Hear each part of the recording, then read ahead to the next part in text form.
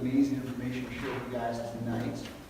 So there's two things I'll suggest to you guys as we start. Number one is make a commitment to yourselves that you're going to implement at least one thing that you learned tonight within the next 24 hours, hopefully within the next hour or two after you get done here tonight. One thing, it might take you 5 minutes, doesn't have to be anything big, but if you can start something right away, you're much more likely to make it a permanent change versus a week or 2 weeks, start it right away, okay?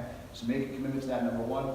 And then number two is as we go through tonight, I'll give you guys some suggestions and have you guys do some things. So raise your hand, write some notes, answer the questions out loud. The more that you can participate that way, the more you're going to retain the information and again, much more likely to implement it down the road. Make sense? Okay? So when we talk about a few different things here tonight, is obviously the biggest thing is mindset. We're going to talk about stress and anxiety, obviously, but also how to maximize your brain so you can get the best results in life. Again, if that's relationships, if it's fitness, it doesn't matter what area it is, whatever you desire. It's more money, more time, it doesn't really matter. It's whatever's important to you. Okay? And the challenge we have is that we have this fight or flight, this stress response that everybody's heard of before. And that's not a bad thing in the right situation. It's designed for literally to fight or flight. If you're being attacked by a bear, you're not going to try to fight it, you're going to be trying to outrun it. Or you have these surge of these hormones to try to fight or flight. The challenge we have as human beings is that we can turn on the fight or the flight response by just thinking about something. And a lot of times thinking about something that's never going to happen. Something that you think is going to happen tomorrow might not even happen. We can trigger that same stress response. So the challenge is when we're trying to make changes in our life, whether it's with nutrition or exercise or financial decisions or relationship decisions, if we're doing something to initiate this fight or flight response, a lot of times unknowingly, and again, we're supposed to be getting ready for a fight or flight, yet I'm supposed to be having a conversation with you, in relationship with your spouse or your kids or something like that, our brain is not going to be focused on that. It's going to be focused on either fight or flight. Does that make sense? Have you guys ever been in a situation before where there was you got an argument with your spouse or a coworker or something like that, or maybe you had like a job interview and you're a little bit stressed, and an hour or two later after I got done, you calm down, you're like, oh, I should have said this. Why did I say that? Oh, I forgot about this. Have you guys ever had that before? Probably again because those stress hormones were being released and your thinking part of your brain wasn't firing. It was your fight or flight response. You could remember all these simple things that you knew the answers to, or you knew how to defend yourself, so to speak, but you couldn't think of those things. So that's one part that we're going to address. The second thing is that we can get psychologically, we can get into habits, okay? So just like, I'll use the example of cancer. Like, you ever known a loved one or somebody that's went through cancer before? Let's say they had breast cancer. They go and get diagnosed, they go through chemotherapy, radiation, whatever. Every time they go to the doctor, they're probably getting stressed and anxious. I wonder if the test is going to show that the cancer is getting better or worse. I wonder if what's going to happen next. And then they finally, maybe they go into remission and cancer goes away, but every time they go back and get retested, it re-triggers that anxiety and stress. They're like, did it come back? Am I going to have the cancer again? Or maybe they're doing fine, but also they have a little bit of a cough. They feel a little bit, a new symptom. They're like, I wonder if that's the cancer coming back. And they're in this state of anxiousness or stress for a long period of time, right? So that becomes new normal. You're like always kind of on alert. Does that make sense? So we can develop these habits of depression or anxiety or whatever. We can go through stressful financial periods or relationships, all these different things, and we get this habit, and that becomes the new normal for our body. Does that make sense? So it's kind of like if I were to put some ropes on you and tied you up so you had to walk around like this for, let's say, a year, and then took the ropes off. When you go to stand up, even though you know this is better, it actually feels better temporarily, it's going to start to hurt. It's going to feel uncomfortable because you're so used to this. So it's the same thing. Just understand when we're making these changes, it's going to be a little bit uncomfortable. Even though it's better, your brain's going to be thinking, no, this is comfortable. We know this is what normal should be, or like what we've adapted to. Does that make sense? So we want to make these changes to get out of that comfort zone, so to speak. So the first thing I want to talk about here is what I call the bookends, meaning that we want to, we have the morning we can control, our very early part of the morning, and we can control the evening before we go to the part of the bed. It's going to be easier for us to respond or react, if you will, during the middle part of the day, right? And once you leave your house, you can't control what's going to happen, right? You can't control the weather, you can't control how somebody's driving, you can't control what your coworker or somebody says to you. You can only control how you respond. So if you control those two endpoints, we can be in a much better state. Just kind of like an athlete, high-level athlete. They don't just show up at the stadium and eat whatever they want. Sometimes they stretch, sometimes they don't. They have like a very specific routine so they can get in a state, right? So you guys already have a morning routine, but it may not be intentional. Meaning that I used to do everything wrong. I get up in the morning, I would eat like a sugary breakfast, processed foods. I would read the newspaper, putting some negative news into my brain right away. Then I would drive to the office listening to the news. I thought, well, that's not entertainment, it's news, so that's okay. But what's the news? The positive or negative? Like 90% of it's negative, right? So I'm putting this stuff in my brain. Now, I'm not saying that you can't listen to the news or do anything like that, but if you can do it, don't do it the very first thing in the morning, and don't do it right before you go to bed, right? And I'm not telling you what your morning routine should be. I'll give you some suggestions, but you want to be intentional about whatever that is, because it can really have a huge impact on your life. That first 10 minutes, half hour, whatever you decide that's going to be. Does that make sense? So I'll give you some suggestions. I'm going to show you exactly how you do mine. I'm not suggesting you should do exactly the way that I'm doing it. I'm just giving you some suggestions. But before you determine what your morning routine is, have your intent to what that's going to be. Meaning that, let's say if somebody's in more of a depressed state, things aren't going well, you're depressed, you're unmotivated, your goal of your morning routine might be to get your energy up, to get excited, right? If you were at where I was at here a few years ago, I was like, I had so many things going on, I was stressed, and I was anxious, and I was just wound up. My goal in my morning routine is to come relaxed and at peace. So decide, first of all, what your intent is for your morning routine. Does that make sense? Okay? And morning, like I said, you can decide if it's 5 minutes, 10 minutes, how long it's going to be, but commit to something, okay? And even if it's, the one thing I'll suggest that you do is don't check your phone first thing in the morning, don't check your email, don't look at the news, because then you're on somebody else's agenda. You want to check that, make a determination how long you want to wait. If it's a half hour, I try not to do any media stuff. Not that I never use my phone, but I try not to use my media. I definitely don't do it first thing in the morning, but I try not to do it before noon, okay? So that's one thing I tell you. If that's the only thing change it made, if that's something you're doing right now, that will start to shift your day, okay? So I'll tell you what I do, and then I'll give you, again, some other suggestions that I use. So, and then I'll talk about the evening routine, which kind of sets up your morning routine as well. So first thing I do in the morning, I've been doing this now for about 6 weeks. This is something I'll tell you too, is that I switch my morning routine every maybe 3 months, 2 months, 6 months. When I kind of start to get a little bored of it, I might do something, the exact same thing, but do it a little bit different way, okay? So if you like your routine and it's working, keep doing it. If you start to get bored of it, switch things up, okay? So the very first thing I do, get up the first thing in the morning, within about the first minute or two, is I take a freezing cold shower.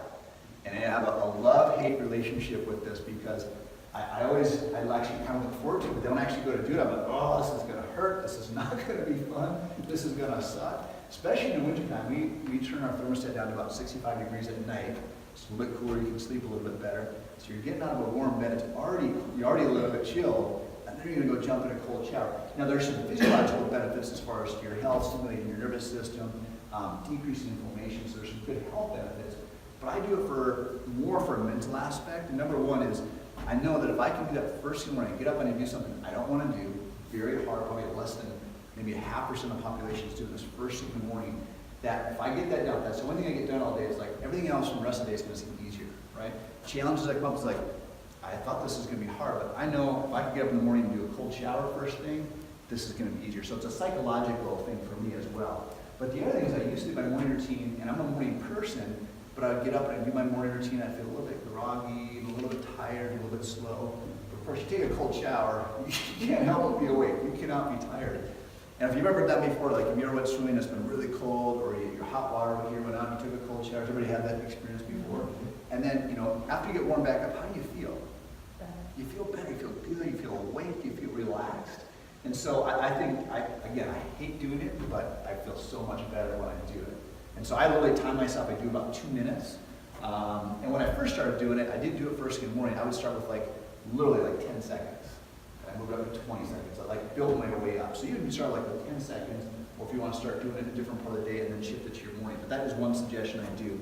The next thing I do, and then I get dressed, I just put on because I'm not getting ready for my day yet, I'm just doing the rest of my morning routine. So I put on some running pants, a sweatshirt, I just get comfortable clothes on, and I've got a glass of water that I poured from the night before, salt water, pink salt water, and I drink that right away, 12, 16 ounces, because I know if I don't drink any water the rest of the day, I've got a good glass of water. It's going to start my system working. So I do a glass of water first thing in the morning. Then I go down and I do a visualization, kind of a meditation routine. And this is the one thing I would suggest. Even if you do 2 minutes, 5 minutes, have something in terms of mental, whether when I say mental, meditation, visualization, breathing, something to kind of get in tune with your brain, if that makes sense, okay? By the way, I will say, and if you guys want, I've got a bunch of resources and some stuff that I won't have time to go through tonight. I'm going to send out just on email a bunch of information. If you guys want to get that, just put your name and your email on, and I'll send that out tomorrow, okay? So, I do a 14-minute routine. It's kind of interesting. I don't time it, but it takes me almost exactly 14 minutes every day when I do it. And I'll send that to you on that as well. It's a one that I learned from Tony Robbins. And I'm doing all sorts of different ones. That one I've been doing probably, again, about 6 to 8 weeks. I really like it. So I go through some gratitude when I do that. There's 3 points of gratitude when I do that. I do some breathing with that. And then I visualize all the time. Visualize my day. Okay, here's the things I'm going to do today. And here's how I'm going to feel when I'm doing those things. So I get in the right mindset for those things. And then I go through my top 3 goals at the end of that meditation process. And what I do with those is I visualize, okay, my goal, let's say my goal is weight loss. I visualize myself as if the goal is already done. How do I feel? What are people saying to me? How do I feel about myself? I'm proud, I'm excited. So I just spend about a minute on each goal, okay? So the whole thing takes me about 14 minutes, okay? Make sense? Okay? And then what I do is I go back upstairs. This is down in my office. I go back upstairs, and I've got, from the night before, I've got all my information laid out. I've got my schedule. I've got the rest of my goals written out on a typed up piece of paper. And I go through the rest of my goals, and I actually read them out loud and run my fingers across my goals so I can get the kinesthetic, physiological response and actually say them out loud. And then again, I spend 30 seconds or a minute visualizing, feeling that goal, okay? Then the next thing I do is I go through some questions, and this is some I'll include in that email as well.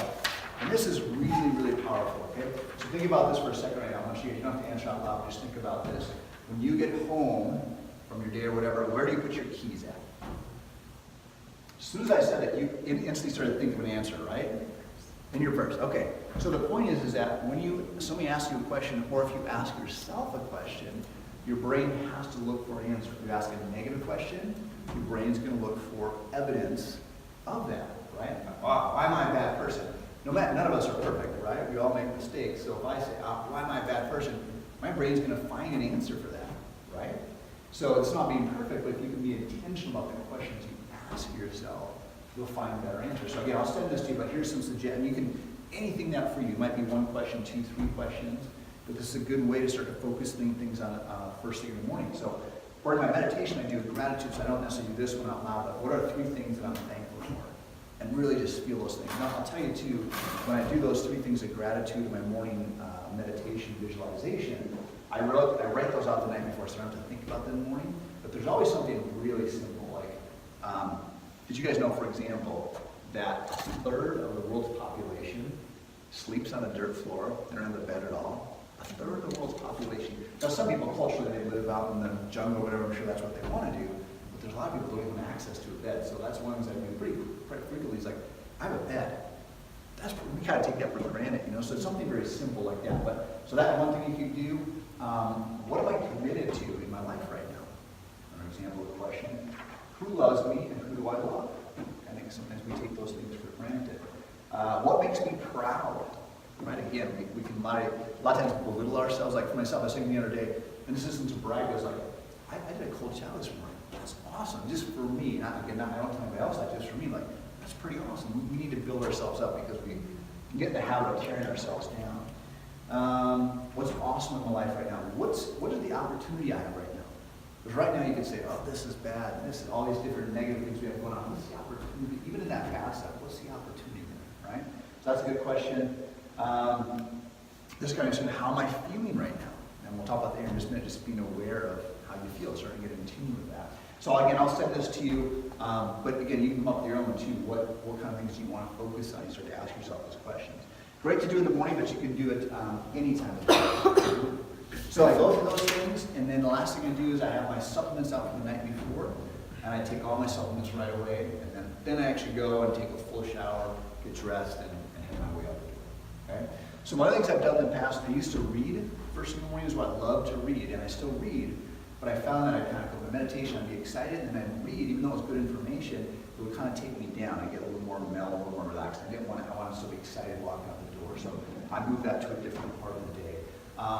The other thing I used to do, before I did really a morning routine, my morning routine was exercise. I mean, literally for probably about 12 years, first thing in the morning I woke up, And this is where you'll see a lot of experts recommend for your morning routine to do something physical. It doesn't have to be actually a workout, it can be stretching, and I do a little bit of my meditation. You'll see if you watch the Tony Robbins video, I do some breathing and I do some movement. But for me, what I found is I'm in such a habit of exercise that's not a problem for me, so to speak. So I found when I get up first thing in the morning, my brain's ready to go. So I want to work on projects, I want to work on things, mental things, I guess, if you will.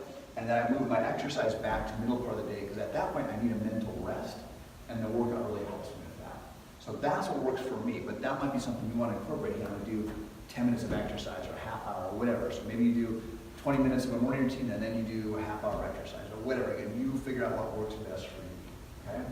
Now the next part, which is going to set you up for the morning routine, is your evening routine. And this has been huge for me. Okay? So one thing you don't think about is something called willpower. You guys have heard of willpower before.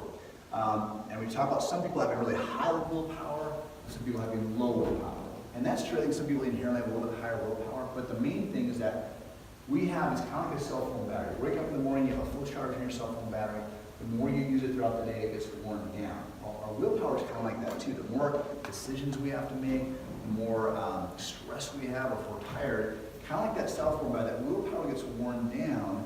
And if you ask me first thing in the morning, let's say I'm trying to make nutritional changes, and first thing in the morning you offer me some chocolate cake, like, no, I'm trying to make nutritional changes, but 4 o'clock in the afternoon, I'm super tired, I'm stressed out, you want some chocolate cake? Oh yeah, give it to me, right? So if we can eliminate some decisions and some stress first thing in the morning and really control that, our willpower is going to be higher later in the day, and it's going to be easier for us to make the decisions that are important for us, whatever those things are, okay? So these to me are just trying to eliminate decisions I have to make first thing in the morning. So again, these are not what you should do necessarily, but just some suggestions that I do. So, this might take me maybe 20 minutes or so, but it can take you 2 minutes. I'll tell you why, because I go through my schedule. That's what takes me a long time. So I get all my supplements out the day before. I really take them out, put them on the countertop, put everything there right next to the sink. It's ready to go. And a couple of them I use glasses for. I actually get the glasses out. Again, I don't have to think about it. It's done. And I don't forget to do it then. It's right there, okay? I pour my glass the night before because I want to drink the whole glass of water pretty quickly. So if it's room temperature, it's easier to drink fast. So if I have to pour it in the morning, it's cold, right? So I try to remember to pour a glass of water each night before. I've actually got this written out, so I go right through the steps by steps. I get my clothes out. Now, I'm not necessarily concerned about what I'm going to wear, but if I'm coming to the office, I've got to have a shirt that's ironed, I've got to have dress pants ready to go. So I take my shirt out, I just put those out, so I don't have to think about it in the morning or look for my clothes or my shoes. Sometimes I get home and my shoes are wet, like right now with the snow, and I leave them on the carpet to dry. My wife might put them into a closet after they're dry, and it's not the closet I normally put them into. I get up in the morning and say, where are my shoes at? And I go agitated. I can eliminate that by simply getting my shoes out. Again, as simple as that is, just one less decision you have to make. I usually bring a briefcase here to the office that's got some materials in it, so I have that out right by the door ready to go if I can put in the office in the morning. Keys, wallet, I always put those places in the exact same spot, so I have to look for those. So my meditation, I listen to some background music, so I make sure that my headphones are out, those are ready to go. Excuse me. And then I read my goals in the evening as well, run my fingers across those, read those out loud, and I go through my schedule. Now, schedule-wise, when I say schedule, you want to make sure you're scheduling your high priority things. So you might have, okay, I got to be at work from 8 to noon, from noon to 1 I have a lunch break, from 1 to 5 I'm back at work. Okay, so that time is going to be obligated. But you've got from noon to 1, and then you've got from 5 to the rest of the night, you've got from when you wake up until whenever you go to work, right?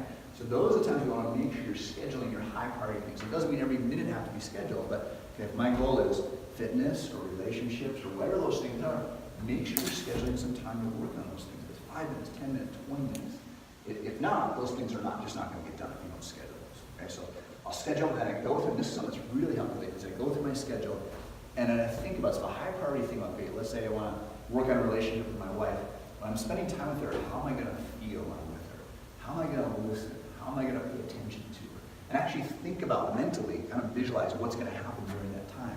If I've got to make a phone call and talk to some important business contact, how's that going to go? How am I going to feel? Right? As simple as that sounds, boy, that makes a huge, huge difference. Be mentally prepared the night before. Okay, make sense? Okay, so that's part one. Any questions on morning, evening routine? Okay?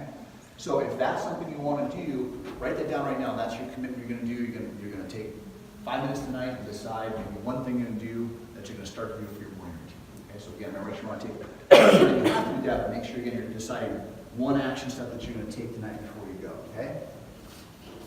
or that you're going to do in the next 24 hours. Okay, second part here is, okay, we've got morning and evening control, so to speak. How do we do this during the middle part of the day? Again, we can't control what's going to happen to us, we can only control how we respond. But how do I get better at responding the way that I choose to respond, right? Because we're already stressed out, anxious, or whatever.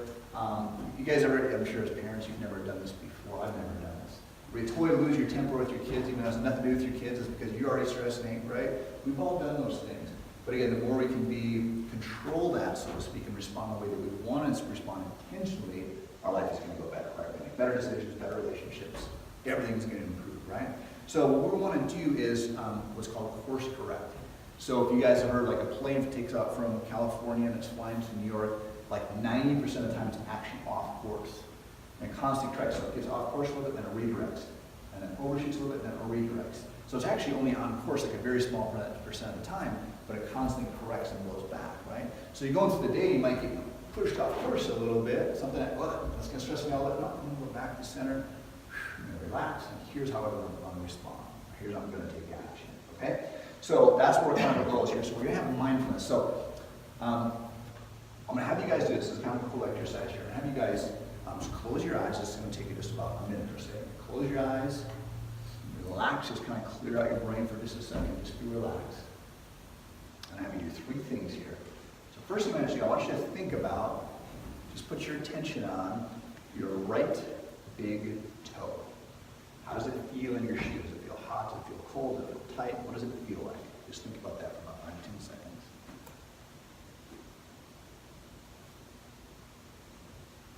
Okay, now I want you to think about your breathing about 5 or 10 seconds. Are you breathing shallow? Are you breathing deep? Are you breathing in your chest, in your stomach? How does your breathing feel?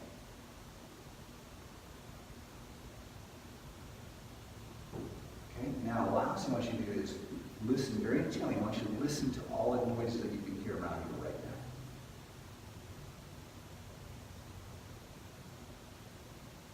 now. Okay, so tell me what you guys notice. You guys can open your eyes. What did you guys notice when you focus on those things? Ticking of the clock. Ticking of the clock? Outside. Your car going by? What about like your toe? What did you guys? Cold, okay.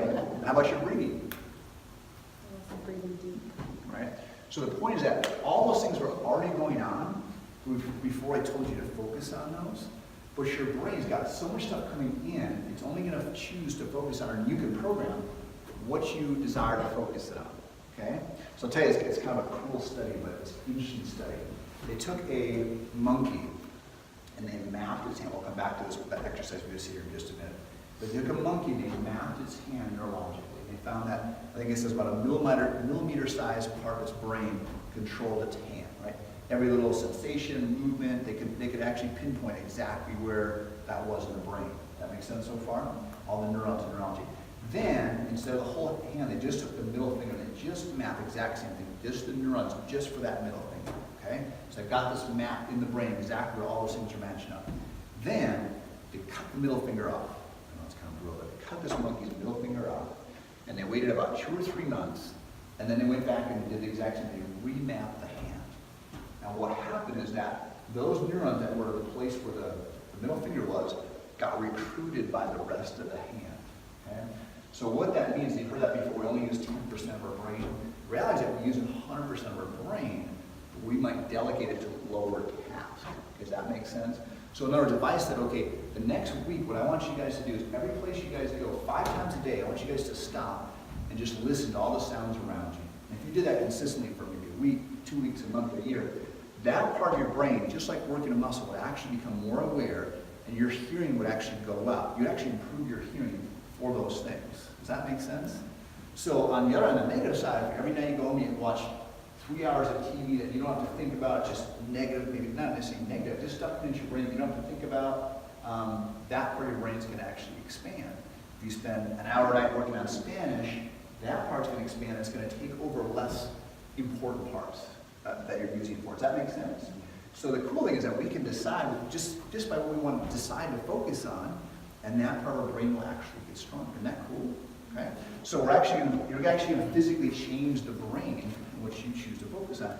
The key is that we just want to decide what that is. And I'm not here to tell you what that should be, but a lot of times we just kind of go through life by habit, and we don't program those things. So all we do is program. It's like you buy a computer, and the computer's great, but it's the software and the apps you put on that really makes it, useful and unique to you. You and I are not going to we both have the exact same iPhone, but it's totally different because I got different apps than you or vice versa. That's what we want to do with our brain. Does that make sense? Okay, so how are we going to do that? Number one is just that awareness. We want to decide what we want to become aware of, okay? So that's the first thing, just being intentional. So I would recommend that you just pick maybe one or maybe two things to focus on, okay? So for example, it might be, I'm stressed and I lose my temper a lot. Okay, that's what I'm becoming aware of. Or I feel like I'm in a depressed state. I want to be aware of that. Or my goal is to become more fit or lose weight. I want to become aware of every decision I make in that area. Okay, pick one thing for you. Okay, we want to become aware of. There's a few different things we want to become aware of. Number one is two things I should say on this part. Is we want to label it. Okay, so there's a couple different ways that you can do. When I say label it, you just simply say, if I'm feeling depressed, you say, I'm feeling depressed. You literally just put a label on it. And ideally, if you're alone, or if you're comfortable doing this in front of somebody, literally say it out loud and write it down. Now, if you can't, you're in a business setting or a restaurant or something like that, you don't want to do it out loud, just at least say in your brain, I'm feeling. And you don't want to say a declaration like, I am depressed. You say, I'm feeling depressed. It's just an emotion, right? So you just describe it. And that does two things. It moves it. Number one, it brings up your awareness, right? Just like the sounds we were just focusing on. So it brings up your awareness in that area. And then the second thing is it moves it from that stress part of our brain, it literally moves it to the conscious part of our brain. So we can go before, like we're in a stress response, like I just either fight or flight, those are my two options, right? Or if I change that, just okay, now I'm feeling depressed. Why am I feeling depressed? I can start to make some decisions on that consciously in a rational way versus being in a stress state. Does that make sense? And when I say a fight or flight state, I'm not saying that we're full-blown fight or flight, state, but we've got these stress hormones coming out that's changing the way that we're focusing. We're not making the decisions that are the most beneficial to us. Okay? Now, there's a couple different ways that you can do it. I'd recommend, if you're in an office setting or whatever, to actually have a piece of paper to write this down. You can have just a piece of notepaper you keep in your pocket. If you're at your desk, you can just have a piece of paper there. And you can do it a couple different ways. Number one is you can just remind yourself every half hour, every hour, I'm just going to stop and go, how am I feeling? I feel happy. I feel sad. I feel excited. I feel whatever you're feeling, and just really write it down. Okay? The other way you can do it is go, okay, I'm going to stop at lunch and eat my lunch and I'm relaxed. I'm just going to mentally review my day. Okay?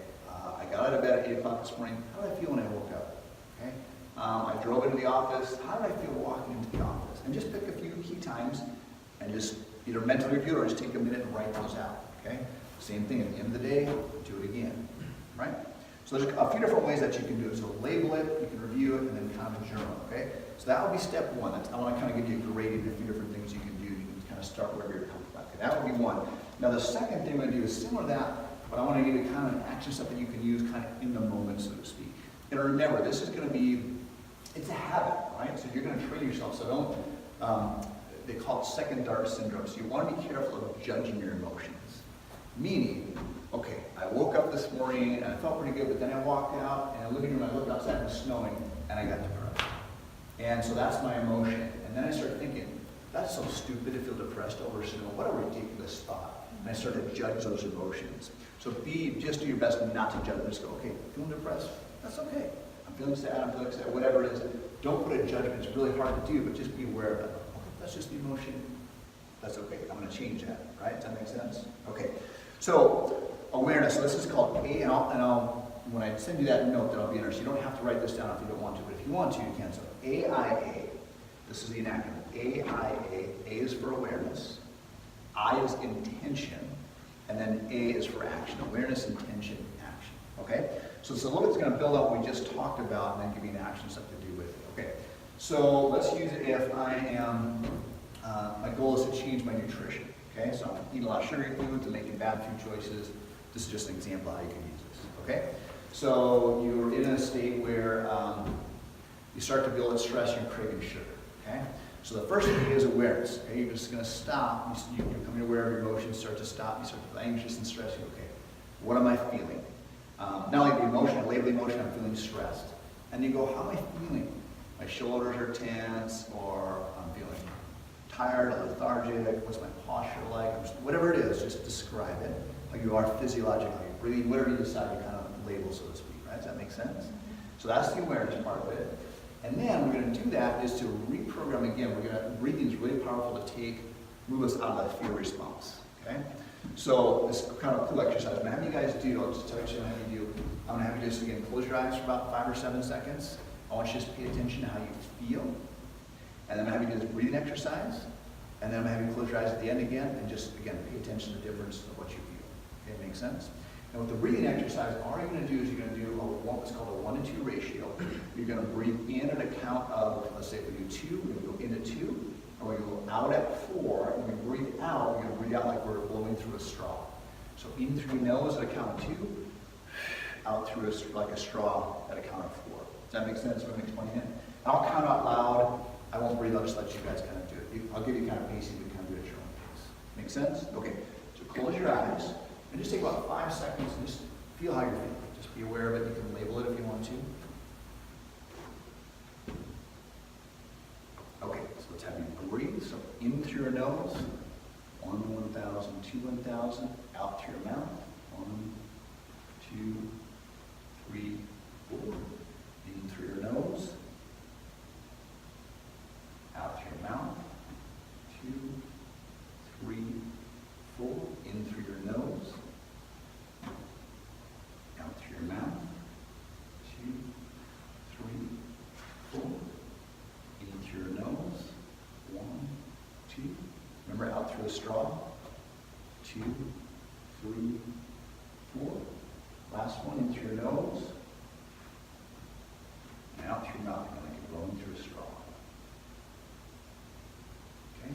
Same thing, take about 5 seconds, pay attention to how you feel. Okay, so what did you guys notice prior versus after breathing? What did you notice, Tanya? I've been agitated all day, so I felt agitated before, but I guess it calms you down. Feel a little more relaxed? Yeah, just you're more aware of your own breathing. Which Okay. is more important. How about you, Ben? Definitely helps to calm me down a little bit. Feel a little more relaxed? Okay. How about you, Ellie? I was kind of sleepy and on the way to be relaxed, and I'm even more so. Okay, good. Yeah. More relaxed. Relax. Okay, so that's the second part, which is your awareness. And then the second question was, so I is the intent. So awareness physiologically, do the breaths, okay? And the second thing is intention. What do you desire? So let's say if I'm stressed, I'm anxious, and I've got to make some decision again. Let's say it's about food. That seems like kind of a simple thing. But, what's my intention? I really want to eat this sugar, but also I want to make these physical changes in my body, okay? Well, that's my action step. I'm going to avoid that food or whatever it is. And when I say the action step should be something really simple, okay? So let's say, I'll use the example of going to the gym. I'm stressed about going to the gym. I've worked out the gym for a long time. I'm afraid people are going to judge me and make fun of me, so I'm stressed about it. I breathe. My intent is I want to get in shape, so I want to take this action step. So maybe I go to the gym, and I don't do a full workout. I just get on the bike, and I bike for 10 minutes. So I kind of get to feel the gym. It's pretty easy. I can kind of look around. So simple action step. First is going, I'm going to lift weights and do an hour workout the first day. Does that make sense? Mm-hmm. Just keep it a super low gradient. Okay, so that's AIA. Does that make sense? Any questions on that? Okay, so if you're going to use that, so AIA, again, it's action step for you to decide if that's something you want to use, where are you going to use that? And have it out, kind of a little bit of a plan, how am I going to use this? I'm going to use it with my kids, I'm going to use it with fitness, I'm going to use it with my coworker that always makes me angry, right? Something like that. Okay, so kind of decide how you want to do that, okay? So the other thing too is to go along with this, and this is something you can incorporate in your morning routine. I kind of forgot to mention this too. So maybe you guys stand up for just a second.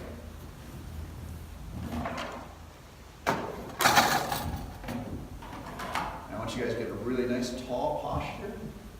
Relax your body, but be in a strong posture. Big smile on your face. Keep smiling, and I want you to try to feel angry. Impossible to feel angry when you're smiling, right? Okay, so you can grab a seat together. So this is something you can do, again, along with that. We'll talk about the physical aspect here at the end too, but your posture, I read this in was if you lay down, so you lay down in bed and you just totally relax your body, it's impossible to feel angry. You know that? Because when you're angry, you have to tense up. I read that, I was like, wow, that totally makes sense, right? Now there's more to it than just, I'm not going to say just laying down and relaxing, it's going to fix everything, but just being aware of our physiology is going to make a big, big difference as well. When I do that work, just lay on the floor and just Right. relax. But you can do this, okay, I can't totally lay down and relax, but how can I incorporate this breathing and make it work for me, so to speak? Okay, so, so now let's take that one more thing here is I'm going to kind of circle back that exercise we just did. And then the last thing part here is we also want to talk about self-image, okay? So self-image this is really interesting, this definition. I read this and I thought this just blew me away. So now this is not what we should base our self-image in. This is what we typically do, okay? My self-image is not based on what I think of me. It's not on what Tanya thinks of me. It's what I think Tanya thinks of me, which can be totally false. I have necessarily no idea what she's thinking of me, right? But let's say I run into Tanya in the grocery store and she doesn't even see me. I think that she sees me and I wave at her and she kind of gives me a dirty look and just walks away. I'm like, oh my gosh, she's mad at me. I start to get, what did I do? Well, I find out a week later after I'm stressing about this, I'm concerned you're angry. What's going on? I'm like, what are you talking about? I waited at the grocery store. You didn't wave at me. Like, I did never see you. I don't know. My kids were being really bad. I was angry with my kid. Do you know what I mean? So we want to be really conscious of that. Kind of a cool story with this. There's this guy named Brian Buffini, very successful real estate guy. He's got this podcast. He's telling a story in this podcast that he was successful enough, he went and bought a jet. And his jet was in this hangar. He shared the hangar with another jet. And he said, this other jet, he said, if I told you the name, he didn't say what it was, but if I told you the name, you would know the name of the company. He owned a very large clothing company. And his daughter was the spokesmodel for his company. She was a very attractive girl. And he had her posters up on the sidewalls. He had this attractive girl wearing whatever the clothes were. Let's say it was Polo or whatever the brand was. And he said, so one day I'm there at the hangar, and this other gentleman's there. And my pilot says, hey, so-and-so's here. Do you want to go meet him? He said, oh, yeah, great. So he goes over there and meets him. This is Brian telling the story. And he says, I meet him, and then here's his daughter. He said, oh, this is my daughter.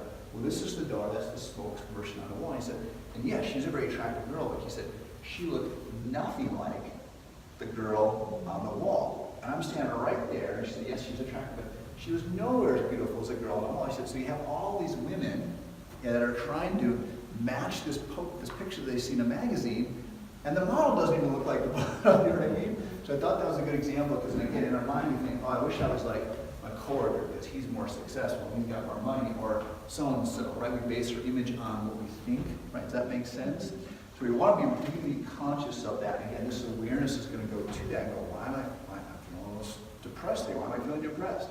Well, I've got a really nice car, but then my coworker bought a nicer car, and now I don't feel as good about myself. Does that make sense?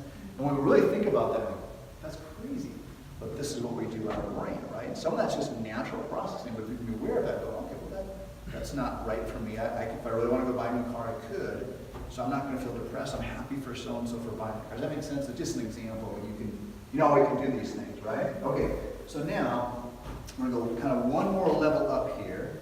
And I'm going to give this to you in the, I'm going to email you the information, but I thought we could just kind of have this physically on hand. This will kind of something you guys can start working on right away. So this is still what we were talking about earlier. This is kind of the next level, okay? This is going up with your self-awareness. Okay, so we want to focus on identifying the emotions as they occur. So I really encourage you to have something again to write these down in the beginning so you can become aware of these things. So focus on the emotions as they occur. The more that you do this, it's amazing. Your awareness will go up and you'll start to become aware of, again, your physiology, what you're thinking about, what you're focused on. Okay, so that's the first step, kind of we talked about before. Again, label the emotion. Just name it. I'm feeling stressed, anxious, happy, excited, whatever that emotion is. And then, this is really interesting. So the second thing is explore your thoughts until you get to the immediate cause of the emotion. In other words, what just happened that triggered that emotion? It's snowing outside, now I'm depressed. My coworker bought a new car, now I'm depressed. I went to go pay my bills, so now I feel anxious. What's maybe the immediate thing that triggered that in that moment? Does that make sense? Okay, then here's the next step. This is really important to go to the next step. At least to start to think about this. You may not always know the answer to this right away, but it's a good place to start to explore. So explore your thoughts until you get to the underlying beliefs, values, security driving that emotion. So if I'm depressed about the snow today, well, what is it about that snow that really, why am I feeling that way? What's driving that emotion? Does that make sense?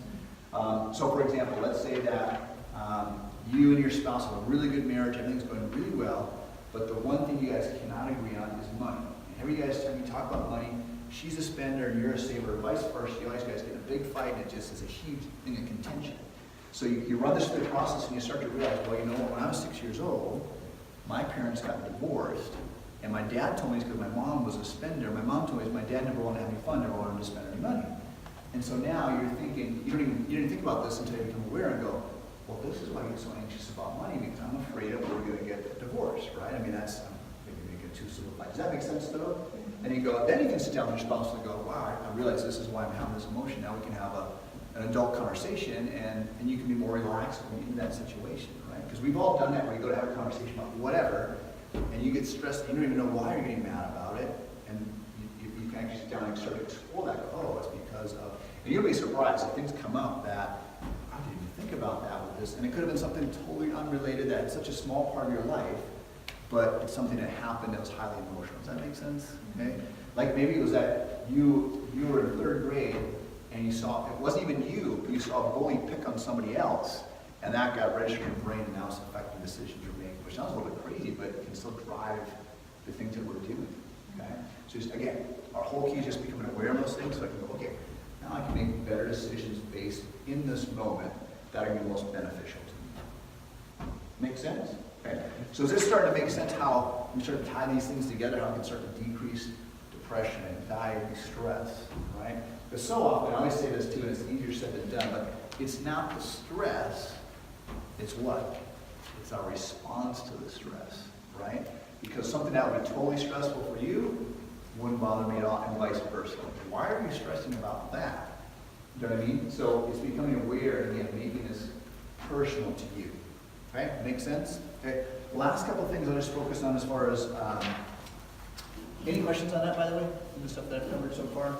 Okay, I'll leave a few minutes at the end for questions as well. Just the last couple of things too is just on when we talk about a lot of mental stuff here, how to think and make decisions and questions and things like that. We also want to take just a minute, just consciously think about the physical side of this. Meaning, okay, if I'm taking race car lessons to learn how to drive a race car, but my race car, the tires are a little bit flat, the engine hasn't been tuned, it's not firing real well, I've got all these really good skills, but my car can't perform very well because it hasn't been tuned up, right?